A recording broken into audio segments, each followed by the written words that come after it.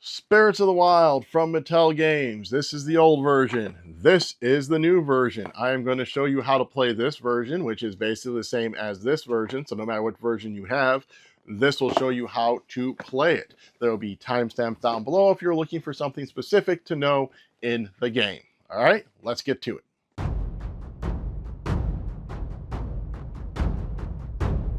Let's start with setup for Spirits of the Wild Awakening.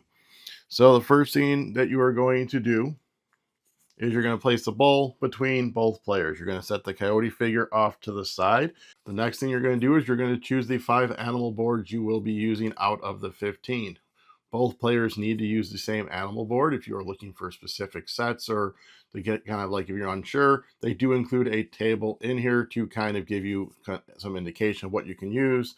We have gone with the go ahead first steps. So these are the ones that they suggest if you're playing for the first time, and you'll be able to tell these by the symbols up in the upper left corner. So we'll set the rest of these aside for now. You're going to set your 6 action tiles up in front of you. Again, it's going to be matching the color. The other player's color is this orangish color. You're going to choose a starting player, and that starting player is going to flip their Take 2 stone over to its used side, and it will be available later in the game. You're going to shuffle the spirit power cards. You're going to deal 2 stacks of 3. You're going to put the rest in the box. These will be the 6 cards that you can use during the game. Again, they have icons up in the upper left corner as part of that whole list that I showed you earlier. Finally, you're going to put all of the stones in the bag. You are going to mix it up, and then you're going to draw 4 stones to place in the bowl at the beginning of the game. If you draw any of these iridescent ones, you are going to just set them aside for now. You draw a replacement until you have 4 regular, putting that iridescent one back into the bag and shuffling it up. The game is going to be played with players going back and forth, taking turns until the end game trigger happens, which is that there is 5 or more of those iridescent stones out between being on in the bowl and on player's board. At that point, the game ends immediately, and you count up score. So on a player's turn, what they are going to do is they are going to flip over one of their action dials, doing what the action tile says, and then after they're done, it will move on to the next player. So these first 3 action tiles are very similar. In order to use them, there needs to be stones inside the bowl. If you flip over this one, you'll simply take 1. This is 1, and this is you would be taking 2. When you take a stone, you are going to be placing it onto one of your boards that is available. So each board is going to have a certain requirement that it needs to be in order for you to be able to place them together. So let's start with this beaver. So the beaver is going to score 3 of a kind, a pair, and +7 if both sets are complete. So if you look at this beaver tile and this owl tile, you'll see that they have these lines between those spots. So that means the first one can be any color, but the subsequent ones that are adjacent by those lines need to be the same color. So now these 2 need to be this bluish color. For the owl, if it's same colored pairs, so this just needs to match that one, and then these can be different colors, etc. With the take 1s, once you flip over your second one, you'll notice you form the coyote face.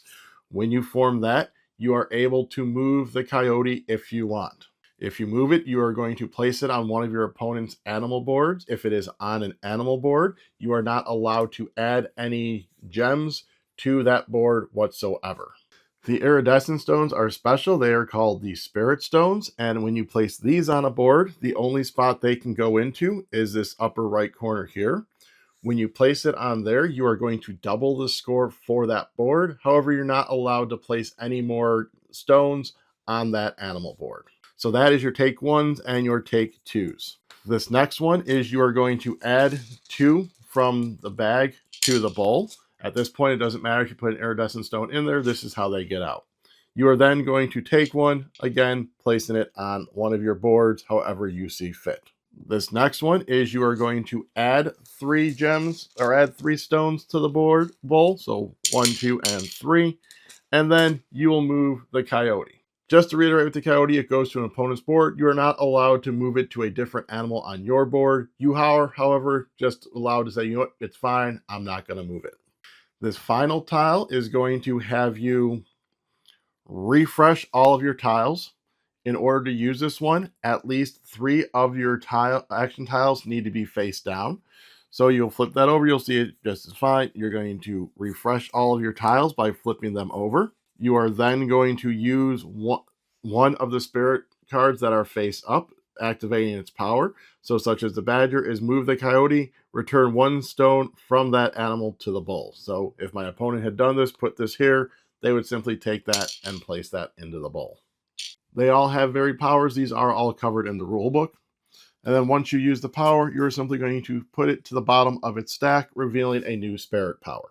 There is one exception that may come up, and that is passing. If your opponent agrees that you do not have a legal move, what you can do is you can then just flip over one of your action tiles without doing the action, and then the next player will perform their action. Note, you will not move the coyote if you flip over one of the coyote movement actions. So again, you're going to be going back and forth, taking turns doing those actions until 5 or more of these are out, again, either in the bowl or on a player's board. At that point, you are going to total up the scores. You're going to score each board individually. If it's got an iridescent stone up here in the corner, you are going to score double. The player with the most points wins the game. In case of a tie, the player with the coyote loses. So I'm not going to go through every board and every spirit power. That is, as I said, all covered in the rule book. I will just kind of show you a couple more. So if you look at this condor, this must be filled from left to right. You're going to get 1 point per stone, and then +5 if the A's match and if the B's match. We've already gone over the rabbits, 3 different colors. The salmon wants 1 of each color. The turtle wants all in 1 color, and you get points based on how many you have there. So as I said, these are all going to be kind of different, and then the placement rules are going to be on there as well. All right, but that is the basics on how to play Spirit of the Wild Awakening. If I could please get you to go ahead and head down below and hit like, subscribe, comment, share, ring the bell. That is all appreciated. Let me know if you played the original version of this game. In addition to that, if you're looking to purchase games, we have a link to Miniature Market down below where you can go ahead and head there, buy some board games using our link, and we get a credit for that sale to help fund all of the fun stuff we are doing here for you. Or if you'd rather get some powdered energy drink and help the channel, we have a link to that too. That takes you to W.GG. You can use the code MEEPLES, and when you enter that code, you get a discount, and then we would get credit for that sale. Alrighty, so get out there into the wild.